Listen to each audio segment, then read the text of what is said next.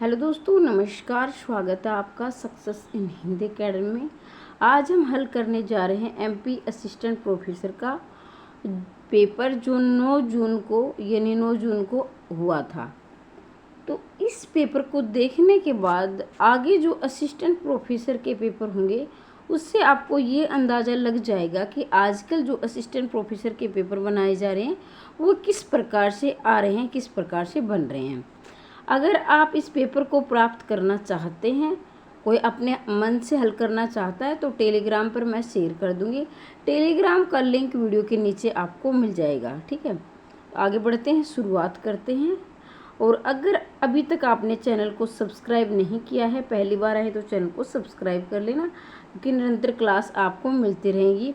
अगर आपको assistant professor के नोट्स चाहिए तो आप 90 68 68 49 54 मात्र 199 रुपये में प्राप्त कर सकते हो।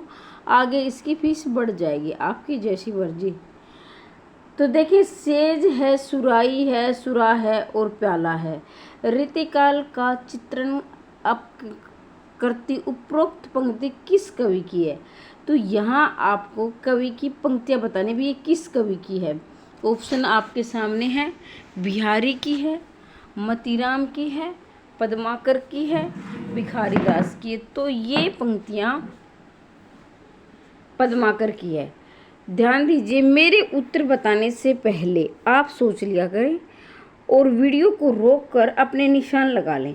इससे आपको ये अंदाज़ा हो जाएगा कि ये 150 नंबर का पेपर है, यानी 150 क्वेश्चन। नंबर अलग है, नंबर का नहीं, मतलब 150 क्वेश्चन है।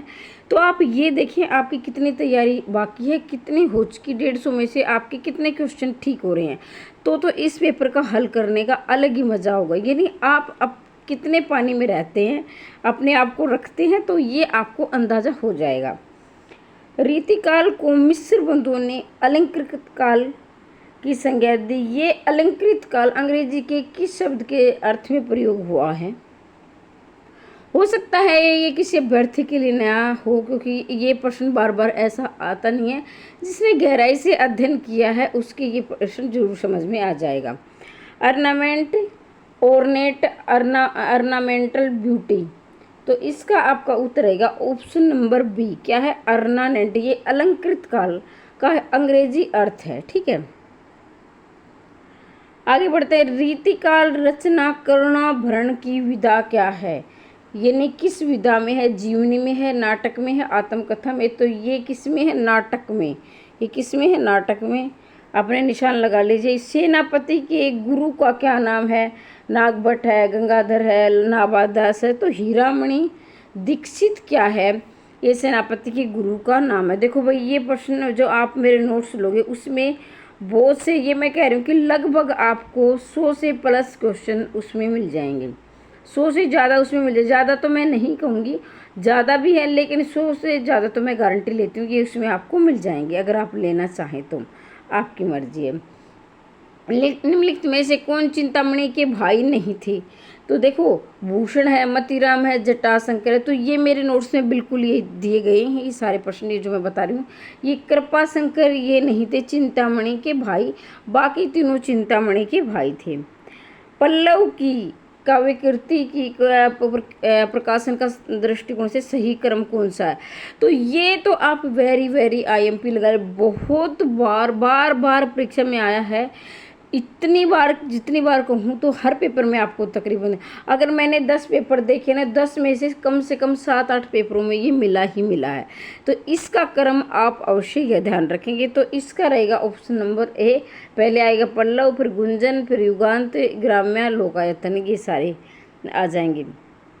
और ये मैं कह रही हूँ कि मेरे नोट्स में 100 से प्लस क्वेश्चन, यानी 120 तक भी हो सकते हैं। तो ये आप लेना चाहें तो ले सकते हैं।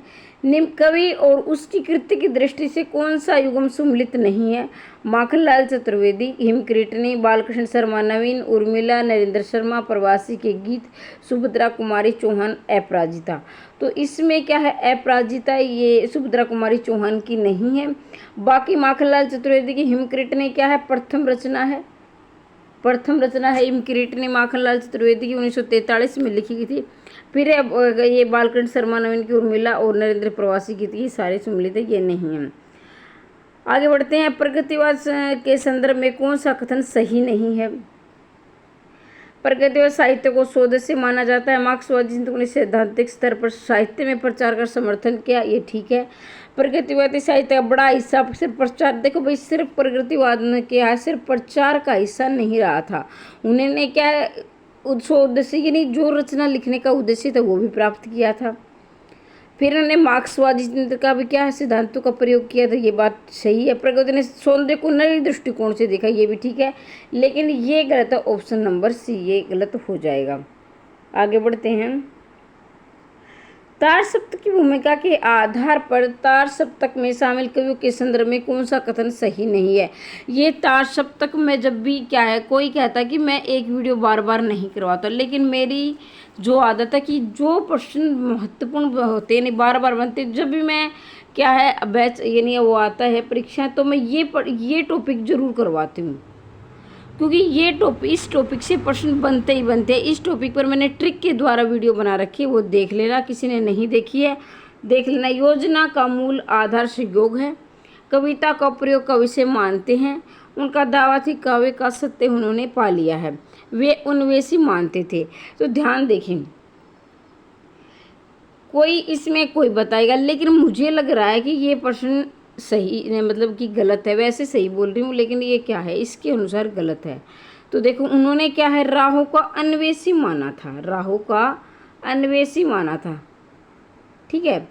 और इसके जो प्रवर्तक थे अज्ञे थे। राहु का देखो अन्वेषी ऐसे लिखा गया, अन्वेषी माना था। हो सकता है कि भाई ये टाइपिंग मिस्टेक हो या फिर उन्होंने जानबूझकर ऐसा दिया हो, तो मेरे ख्याल से अन्वेषी नहीं था, मेरे हिसाब से इसका डी उत्तर होना चाहिए, क्योंकि राहु का आप भी जानते हो अज्ञे ने राहु का अन्वेषी माना था कि जो तार सप्तक के कवि थे राहु के अन्वेषी थे, लेकिन इन्होंने क्या है अन्वेषी लिख रखा है। कवि और उसकी काव्यकृति की दृष्टि से कौन सा युग्म सुमलित नहीं है? तो देखिए कवि कुंवर नारायण का कोई दूसरा नहीं, धर्मवीर भारती के कनुप्रिया, रघुवीर शाह सीढ़ियों पर धूप में, दुष्यंत कुमार में पहले मैं सन्नाटा बुनता हूँ। तो ये सारे के सारे प्रश्न मैंने करवा रखे हैं और ये निःशुल्क करवा रखे हैं। तो इसका रहेगा ऑप्शन नंबर डी, पहले मैं सन्नाटा बुनता हूँ। तो ये किसकी है? अज्ञे की रचना है, पहले मैं सन्नाटा बुनता हूँ, ठीक है। महान रचना का निर्व्यक्ति होता है। कविता भाव की उन्मुक्ति अभिव्यक्ति नहीं है, ये भाव से मुक्ति व व्यक्तित्व की अभिव्यक्ति नहीं है। व्यक्तित्व से मुक्ति, किंतु निश्चय ही जिनमें व्यक्तित्व और भाव है वे ही ये जान सकते हैं कि उनमें मुक्ति की आकांक्षा का अर्थ क्या होता है। ये उक्त कथन किसका है? अरस्तु का है, लोजाइंस का है, टी.एस. इलियट का है। तो ये टी.एस. इलियट का कथन है।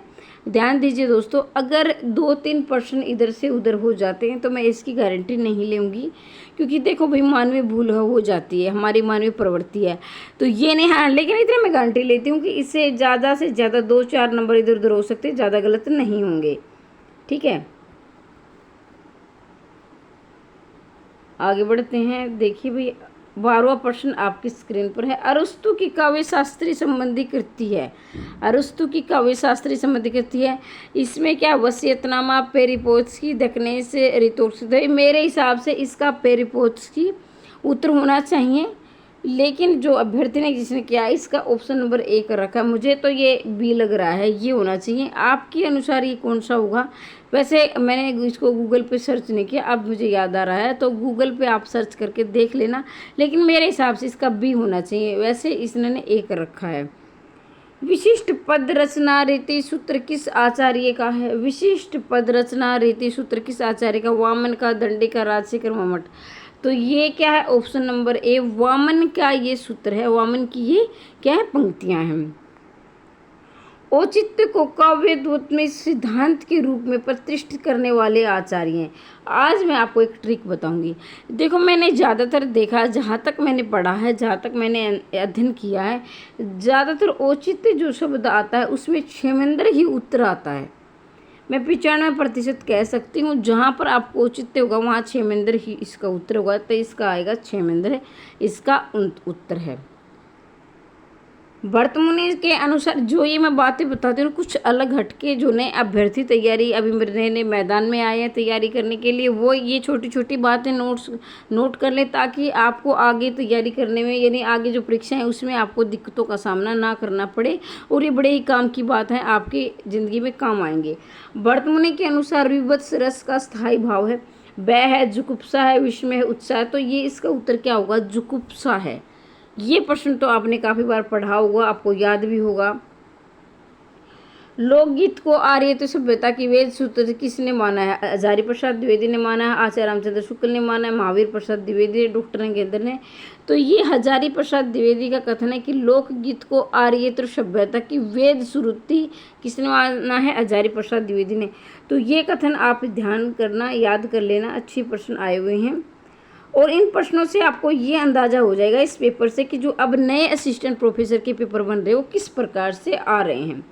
लोक साहित्य में पवाड़ा शब्द निम्न शब्द में से निम्न किसी विद्या के लिए प्रयुक्त हुआ? पवाड़ा शब्द लोक साहित्य में, तो ये एमपी वालों की लैंग्वेज, यहाँ जो उनकी भाषा है, उनकी बोलियाँ हैं, तो भाषा तो उनकी हिंदी है, लेकिन जो उनकी बोलियाँ है ना, जो बुंदेली है, बघेली है, तो उनसे प्रश्न बने हुए हैं, उनके जो संस्कृति से प्रश्न बने हुए हैं, जैसे आदिवासियों की संस्कृति है। लोक कहावत, लोक मुहावरा, लोक गाथा, लोक गीत है, तो इसका रहेगा लोकगीत। और ये जो हरियाणा वाले, जो अभी हरियाणा की जो वैकेंसी आने वाली है, उनके लिए मैं कहती हूँ कि आपके 120 के आसपास प्रश्न, एक दो ऊपर नीचे हो सकता है, 120 के आसपास प्रश्न इस प्रकार से ही बनेंगे ऑब्जेक्टिव पेपर की, तो वो अच्छी प्रकार से देख ले ज़्यादा, क्योंकि 30 के आसपास तो उनके जो साहित्य के प्रश्न बने हैं, जो उनका जो एरिया है उससे प्रश्न बने हुए हैं।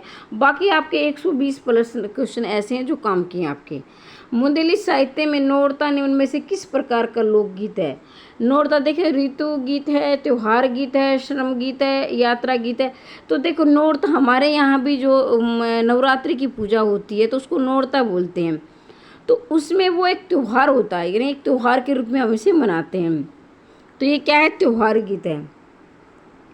निम्नलिखित में से सुम्मिलित करना है आपको। नटकोरी है, खमरासा है, बघेलखंड है, तो इसका रहेगा आपका ऑप्शन नंबर ए। अब मिलान कैसे करना है? नटकोरी रहेगा आपका बघेलखंड का, और खमरासा नहीं भी इसका नहीं होगा, ये नहीं, यही है इसका, क्योंकि ये उन्हीं की तरफ से प्रश्न है। तो ये मुझे वैसे मैंने गूगल किया है तभी मुझे।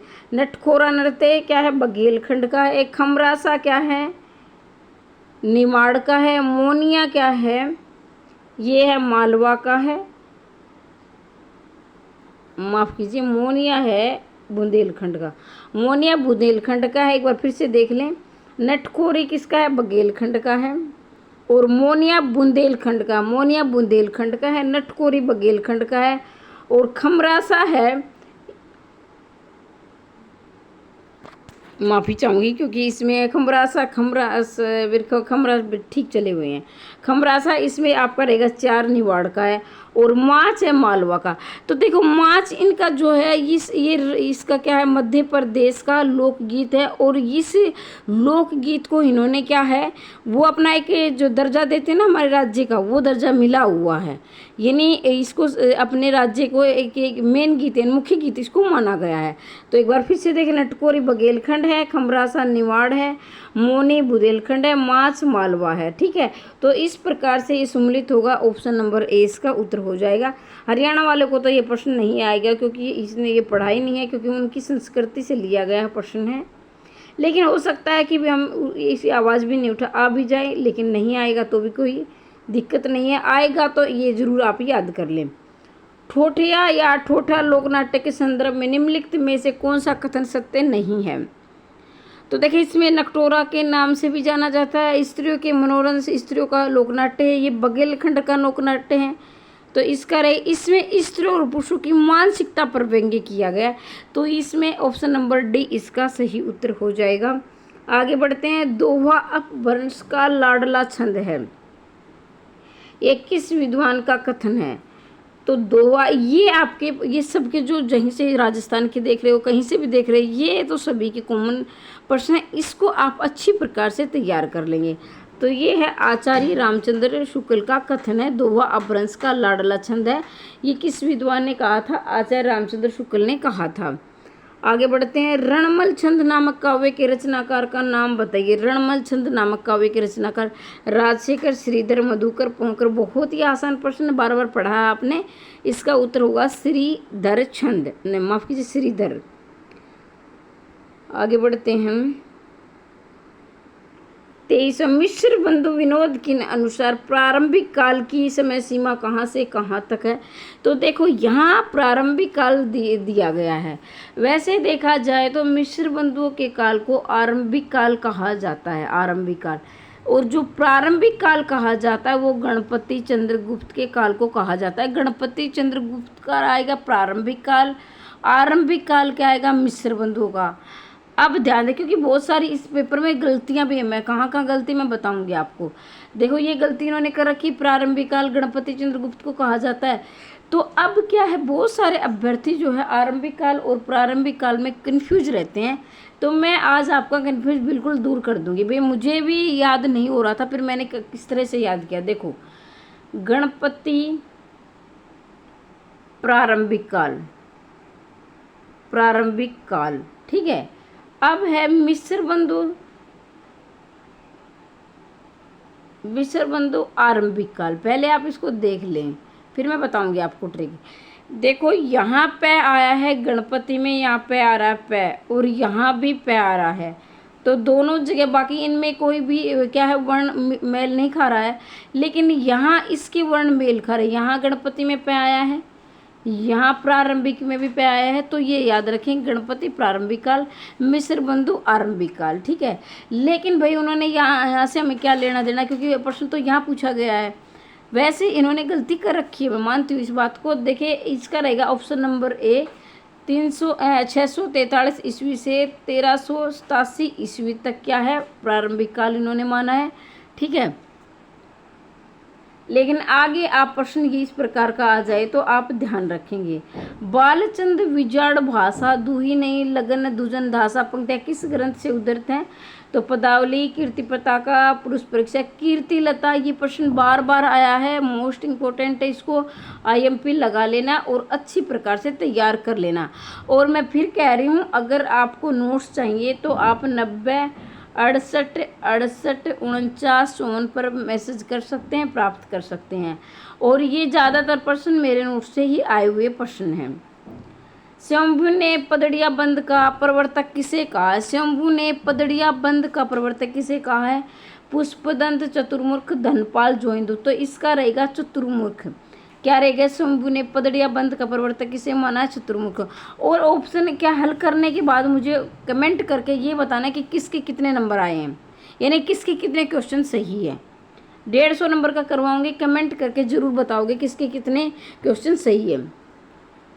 निम्नलिखित में से किसकी प्रेरणा से स्वामी दयानंद ने हिंदी में व्याख्यान शुरू किया? अब क्या है, स्वामी दयानंद क्या हिंदी में व्याख्यान देते थे, तो ये किसकी प्रेरणा से किया था?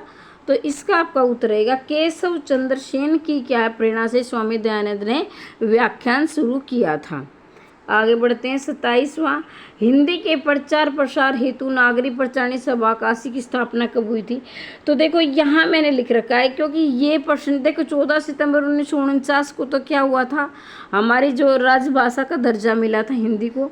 तो ये तो आएगा नहीं, बाकी ये तीनों भी नहीं आएंगे, क्योंकि इसका 16 जुलाई 1893 में नागरिक प्रचारणी काशी में इसकी स्थापना हुई थी। इस सभा की, नागरिक प्रचारणी सभा की स्थापना काशी में हुई थी। और कब हुई थी? 16 जुलाई 1893 को हुई थी।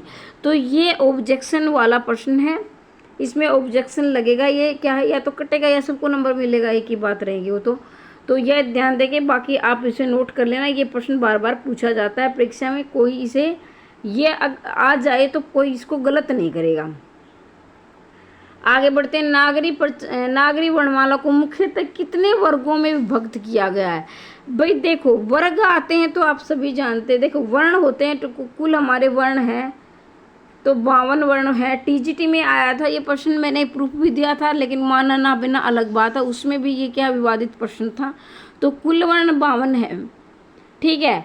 और इसे जो हमारे यानी ये दिए गए हैं वर्ग के आधार जो स्वर और व्यंजन है, लेकिन वर्ग आपने देखा होगा, जैसे आपने देखा है ना क वर्ग, च वर्ग, ट वर्ग, आपने देखो तो इस प्रकार से देखो क च ट त प कचट तप, तो क वर्ग, च वर्ग, ट वर्ग, त वर्ग, प वर्ग। तो इस प्रकार से वैसे मेरे ख्याल से इसका 5 उत्तर होना चाहिए, 5 वर्गों में। हो सकता है कि इसको वो क्या माने, उनके लिए है वो बात कि वो 5 माने, 2 माने, 52 माने। और एक तरह से देखा जाए तो स्वर और व्यंजन 2 भाग होते हैं, स्वर और व्यंजन। तो मेरे के हिसाब से तो इसके वर्गों में 5 उत्तर होना चाहिए, जैसे क वर्ग है, च वर्ग है, ट वर्ग है, त वर्ग है, तो 5 वर्ग होते हैं हिंदी में। ठीक है, बाकी आपके हिसाब से क्या होना चाहिए कमेंट बॉक्स में आप बताओगे, अपने नंबर जरूर बताओगे कि यानी आपके क्वेश्चन जरूर बताओगे, आप कितने में से कितने क्वेश्चन सही हुए, यानी 150 में से आपके कितने क्वेश्चन ठीक होते हैं। निम्नलिखित में से देवनागरी लिपि के नामकरण में लोक नागरी नाम किसने दिया था? डॉक्टर हजारी प्रसाद द्विवेदी, धीरेन्द्र वर्मा, आचार्य रामचंद्र शुक्ल, आचार्य विनोबा भावे ने क्या दिया था? देवनागरी लिपि के नामकरण में लोक नागरी नाम किसने दिया था? देवनागरी की जगह लोक नागरी नाम दिया था आचार्य विनोबा भावे ने। देवनागरी लिपि मूलतः क्या है? तो देखो ये प्रश्न बेहद आसान प्रश्न है, अक्षरात्मक है। आपने पढ़ाया है कि जो ज़्यादातर देखो वैसे मेरे वाले नोट्स में तो ये प्रश्न है ही है, वो आपकी मर्जी, आपको देखना नहीं देखना। लेकिन जो लूसेंट की बुक दी है, लूसेंट में ये जो दिया गया है ना, जो शुरुआत के ही 2-3 पेज हैं, तो उसमें क्या है, इसमें देवनागरी लिपि की विशेषताएं दी है और उन विशेषताओं में ये भी है। ठीक है, जो लूसेंट की बुक है, सबके पास लूसेंट तो होती है, उसमें दिया गया है। बाकी आप नोट्स लेना चाहें तो नोट्स में तो ये दिए गए हैं। कहानी नई कहानी पुस्तक में नामवर सिंह ने नई कहानी की पहली कृति किसे माना है? तो ये आप सभी जानते हैं, बेहद आसान प्रश्न है और महत्वपूर्ण प्रश्न है। परिंदे को, परिंदे कहानी को नामवर सिंह ने पहली कहानी माना है। ठीक है, परिंदे सबके अनुसार अलग अलग है, ये नामवर सिंह के अनुसार है। कहीं आप लोगों के मैडम ने बताया था हिंदी की पहली कहानी परिंदे, लेकिन ये ध्यान देंगे यहाँ नामवर सिंह के अनुसार है। निम्नलिखित में से किसके बचपन का नाम आनंदीलाल था? ये क्या है? जैनेंद्र है, इसका उत्तर जैनेंद्र। देखो उपनाम की वीडियो मैंने ट्रिक के द्वारा करवा रखी है, अगर आप सर्च मारोगे सक्सेस इन हिंदी एकेडमी उपनाम की वीडियो, तो उपनाम की मैंने इतनी अच्छे से 2 भागों में क्या करवाए थे, इसके कंप्लीट जितने भी साहित्य में जो साहित्यकारों के, लेखकों के, कवियों के जो उपनाम है मैंने सारे करवा रखे हैं। चंद्रगुप्त नाटक में अरुण में ये मधुमेह देश हमारा, जहाँ पहुँच अंत अनजान क्षितिज को मिलता एक सहारा, गीत किस पात्र के द्वारा गाया गया है? तो ये बहुत ही महत्वपूर्ण प्रश्न है, बार बार आता है, इसको आप नोट कर लेना कि ये प्रश्न आए तो हम गलत नहीं करेंगे। कार्नेलिया, मैंने जो आपने अगर पेपर सोल्व किए हैं नेट के, तो नेट में ये बार बार आता है ये प्रश्न। निम्नलिखित में से कौन सा नाटक कालिदास कृति कुमार संभव पर आधारित है? 8वां सर्ग है, अंधा युग है, लहरों के राज हैं, शकुंतला की अंगूठी है। तो इसका उत्तर रहेगा 8वां सर्ग क्या है? ये कालिदास कृति कुमार संभव पर आधारित है। ठीक है, तो यहाँ से आपके 2 प्रकार के प्रश्न बनेंगे। पहला प्रश्न बनेगा कालिदास की जो रचना का नाम क्या है? कुमार संभव है। अब उसके आधार पर किसे लिखा गया? तो 8वां सर्ग को लिखा गया है। आगे बढ़ते हैं, इसमें आपको सम्मिलित करना है। लेखक और उसके द्वारा लिखी यात्रा वृत्तांत दृष्टि से कौन सा युग सम्मिलित नहीं है पूछा गया। तो ध्यान देंगे, अगर आप अपनी तैयारी जांचना चाहते हैं तो ये निशान लगा रखें, इनकी तरफ कोई ध्यान नहीं देगा। अपना जो आपके दिमाग से है उसको आप पहले निशान लगाएंगे, बाद में मैं सही बताऊँगी तो आप देख लेना।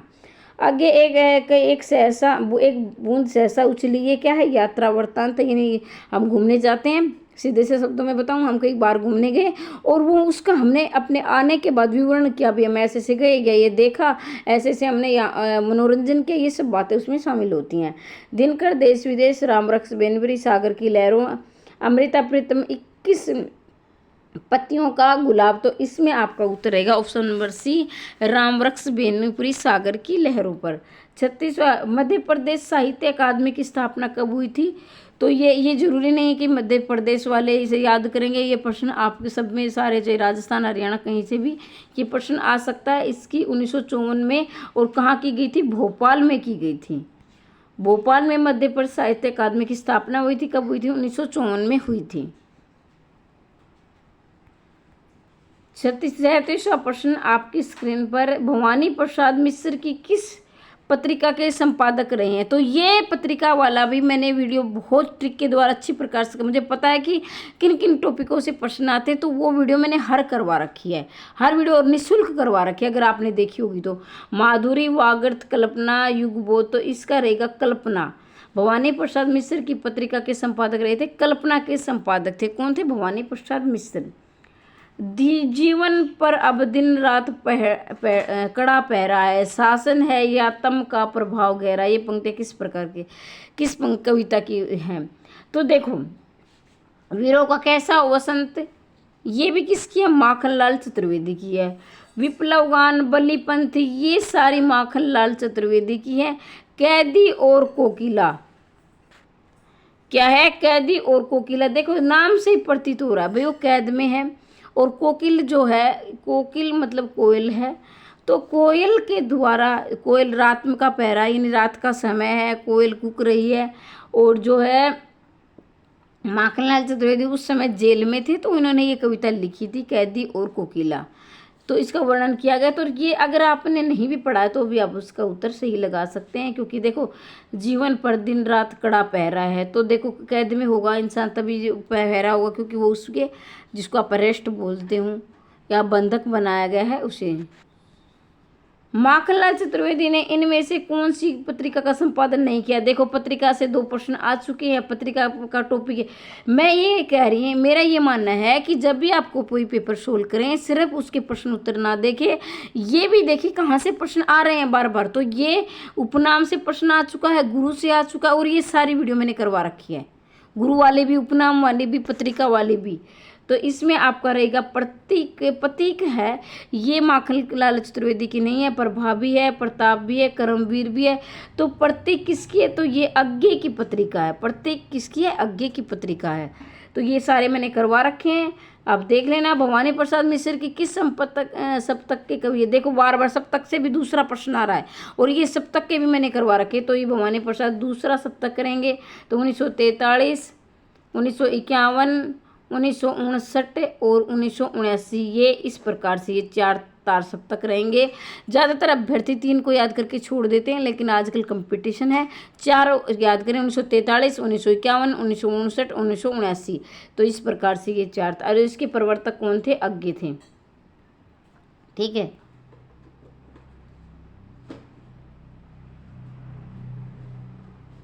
आगे बढ़ते हैं। मरे हुए मूर्तों की गूंगी आवाजें मुखर होना चाहती है, उक्त पंक्ति में किस कहानी से उद्धृत है। मरे हुए मूर्तों की गूंगी आवाजें मुखर होना चाहती है, एक टोकरी भर मिट्टी, नशा, परिंदे, तीसरी कसम। तो ये क्या है, तीसरी कसम। तीसरी कसम किसकी, फणीश्वर नाथ रेणु की है। परिंदे किसकी है, निर्मल वर्मा की है। नशा किसकी है, प्रेमचंद की नशा कहानी है। टोकरी भर मिट्टी किसकी है, माधवराव सप्रे की। सारी बता दिए हैं। जिसको लग रहा है कि मैं तेज बता रही हूँ तो अपनी वीडियो को थोड़ा सा क्या है वैसे कर सकते हैं, और जिसको लग रहा है कि मैं स्लो पढ़ा रही हूँ तो आप वीडियो की क्वालिटी या उसकी जो स्पीड है बढ़ा सकते हैं, उसकी स्पीड बढ़ाकर भी देख सकते हैं। प्रेमचंद की नशा कहानी मानसरोवर के किस भाग में संकलित है, तो ये पहले ही भाग में संकलित है। प्रेमचंद की जो नशा कहानी है, और ये मानसरोवर के किस भाग में, तो मानसरोवर के कितने भाग है, मानसरोवर 8 भागों में है, और 8 भागों के ये पहले ही भाग में है नशा कहानी। 4 खंडों में, कई बार पूछा गया, बहुत ही महत्वपूर्ण है। 4 खंडों में प्रकाशित हरिवंश राय बच्चन की आत्मकथा का प्रकाशन की दृष्टि से सही अनुक्रम। यहाँ तो सही अनुक्रम पूछ लिया गया। कई बार प्रश्न ऐसे भी आया कि हरिवंश राय बच्चन की जो आत्मकथा है कितने भागों में है, तो आप याद रखेंगे 4 भागों में है।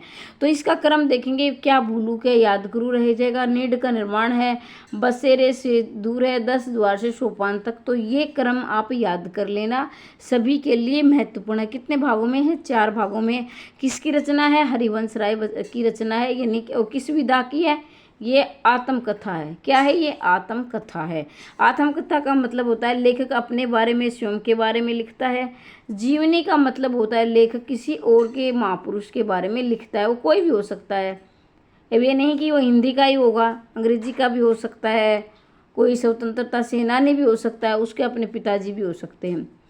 अध्याय शब्द की मेरी समझ में काव्य या कला के लिए क्षेत्र में कोई कहीं जरूरत नहीं है। उपयुक्त कथन किस आलोचक का है? रामचंद्र शुक्ल, हजारी प्रसाद द्विवेदी, रामविलास शर्मा, नंद दुलारे वाजपेयी। इसका रहेगा रामचंद्र शुक्ल।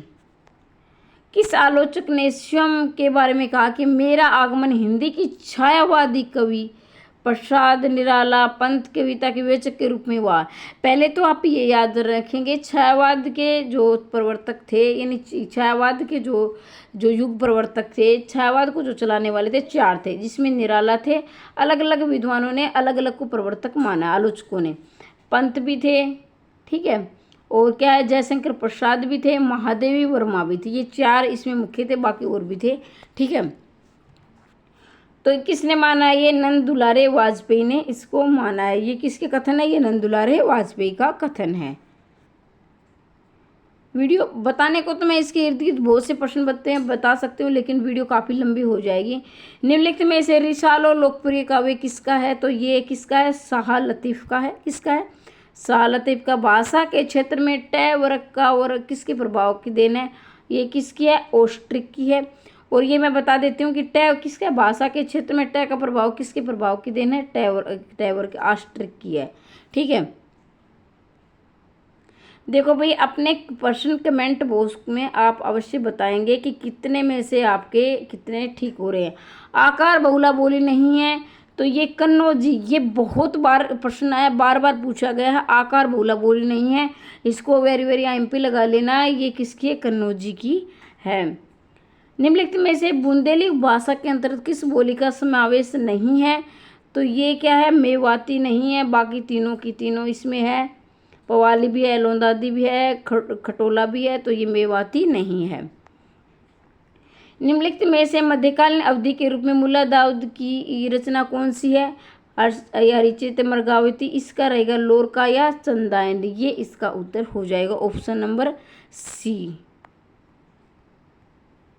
कवियों की उर्मिला विषय उदासीनता शीर्षक से सरस्वती में प्रकाशित लेख महावीर प्रसाद द्विवेदी ने किस नाम से लिखा है? ये भी बहुत महत्वपूर्ण प्रश्न है, बार बार पूछा गया। भुजंग भट्टाचार्य। आगे बढ़ते हैं। 53वां प्रश्न आपकी स्क्रीन पर है। निराला हिंदी साहित्य में नए मानवतावाद के प्रतिष्ठापक हैं। ये कथन किसका है?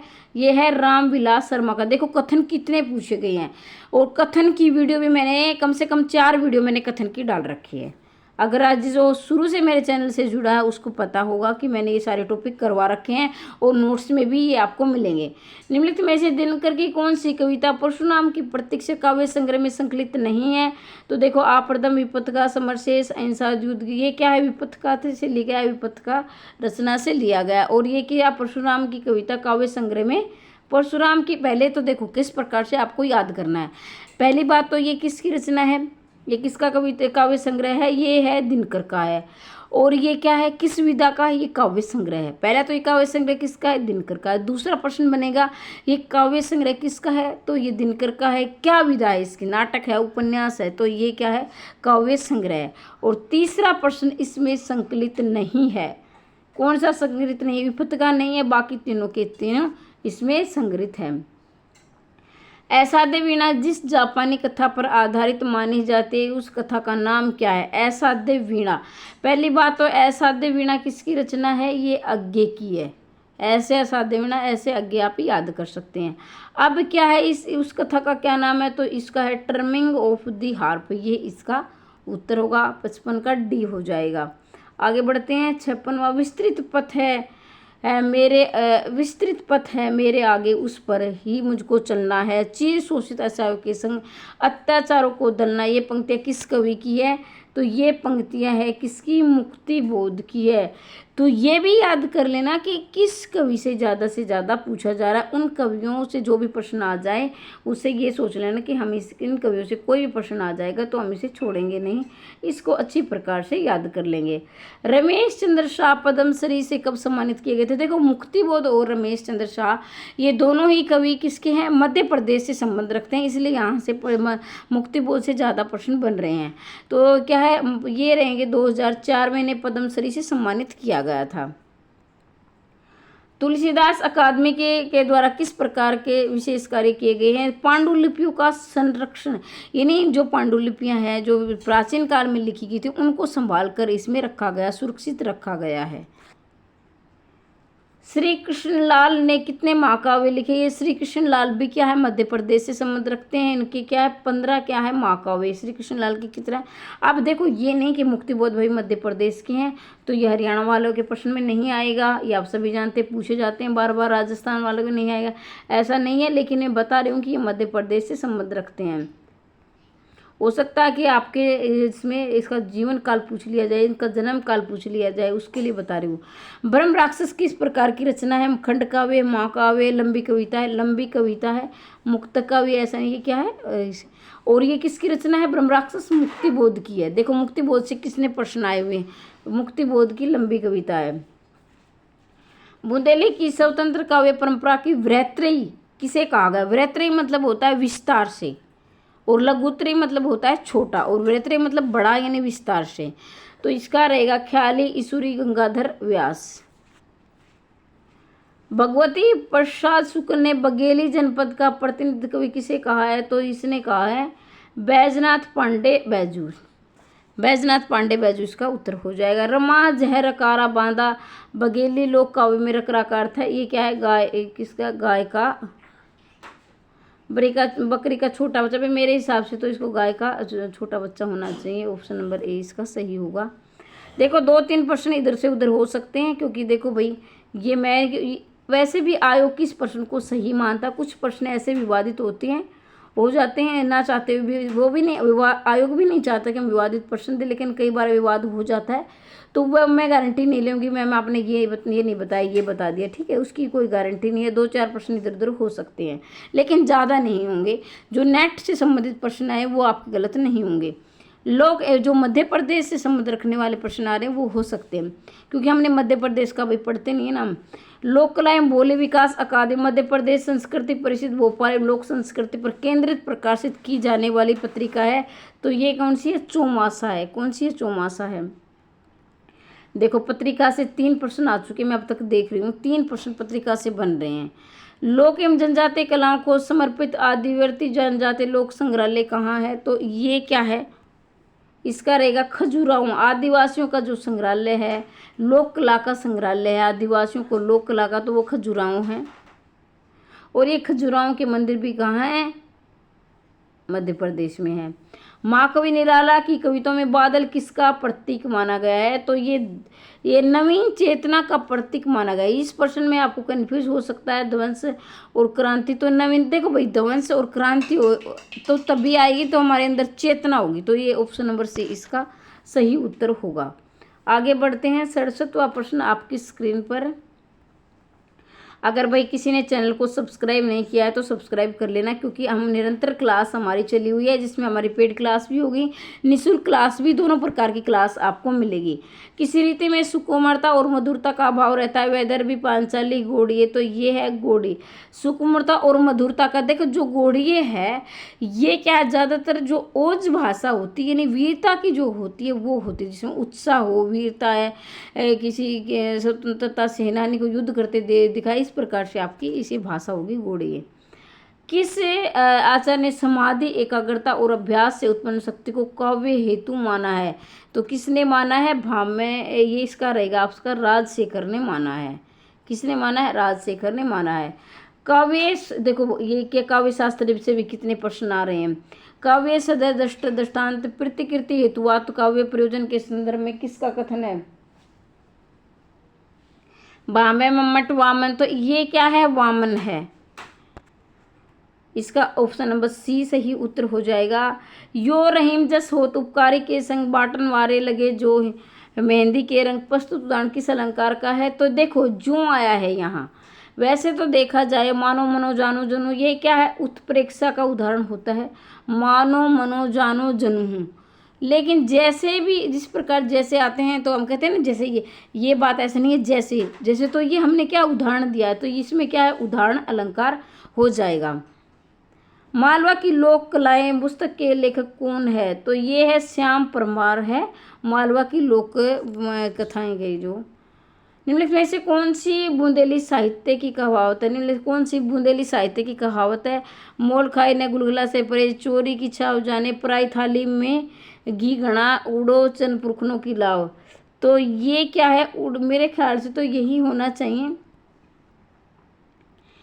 या फिर ये भी हो सकता है कि गोल गुड़ खाए गुलगुलों से परहेज, तो यही होगा भाई, गुड़ खाए गुलगुलों से परहेज, इसका ये हो सकता है।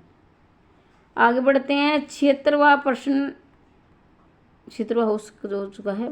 74, बुंदेलखंड का रेगड़ी वाद्य यंत्र किस प्रकार का वाद्य यंत्र है? तो रेगड़ी वाद्य यंत्र है ये अन्वद वाद्य यंत्र है। किसका? अन्वद वाद्य यंत्र का।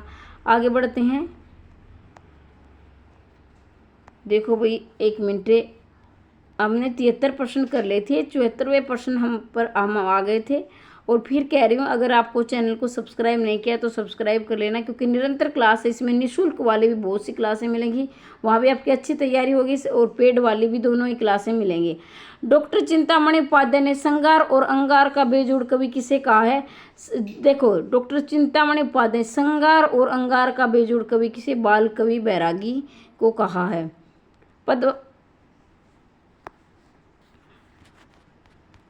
क्या हो रहा है अभी बार बार में? डॉक्टर चिंतामणि श्रृंगार ने, और ये हमने करवा दिया था। 75 का रहेगा बाल कवि बैरागी, इसमें बाल कवि बैरागी। तो आज हमने 75 ही क्वेश्चन कहेंगे, क्योंकि वीडियो बहुत लंबी हो जाएगी। इसको 2 भागों में मैं करवा दूंगी, एक भाग और आएगा, वो भी देख लेना। और फिर ये 75 में से आपके कितने नंबर आए ये कमेंट बॉक्स में आप ज़रूर बताएंगे। इसके साथ ही अगर आप पेड कोर्स लेने जो नोट्स लेना चाहते हैं मेरे हस्तलिखित शॉर्ट में, तो वह 90 68 68 49 54 पर मैसेज करके प्राप्त कर सकते हैं। इसके साथ ही पेड क्लास भी बहुत जल्दी शुरू होने वाली है। टीजीटी पीजीटी की बिल्कुल 0 से लेकर 100 तक करवाऊंगी। अगर आप पेड क्लास ज्वाइन करना चाहते हैं तो आपकी मर्जी, वो भी कर सकते हैं। जैसे टीजीटी पीजीटी जैसे एनवीएस की आएंगी, हिमारस की वैकेंसी आएंगी, तो वो क्लास भी आपको पेड वाली भी मिलेंगी। निःशुल्क भी आपको क्लास बहुत ज़्यादा मिलेगी। ये बहुत ज़्यादा का मतलब ये है कि आपको निरंतर डेली की क्लास आपको ये भी मिलेंगी, वहाँ से भी आप तैयारी कर सकते हैं, जैसे आपकी मर्जी है। इसके साथ ही अगर आपको नोट्स चाहिए तो 90 68 68, फिर से नोट कर लेना, 68 68 49 54 पर मैसेज करके आप नोट्स प्राप्त कर सकते हैं। और ये मैं गारंटी लेती हूँ कि उस नोट्स में आपके 100 से प्लस आपको वहाँ से आए हुए प्रश्न मिलेंगे, 100 से ज़्यादा। जो मेरे नोट्स हैं उसमें आपको 100 से ज़्यादा मिलेंगे, बाकी आपकी मर्जी है। चैनल को सब्सक्राइब करते अवश्य जाना, जिसने सब्सक्राइब नहीं किया है शेयर कर देना अपने दोस्तों को। हमेशा हंसते रहिए, मुस्कुराते रहिए, दिन दोगुनी रात चौगुनी उन्नति करते रहिए। आज के लिए इतना ही, मिलते हैं अगली वीडियो में, तब तक के लिए जय हिंद जय भारत।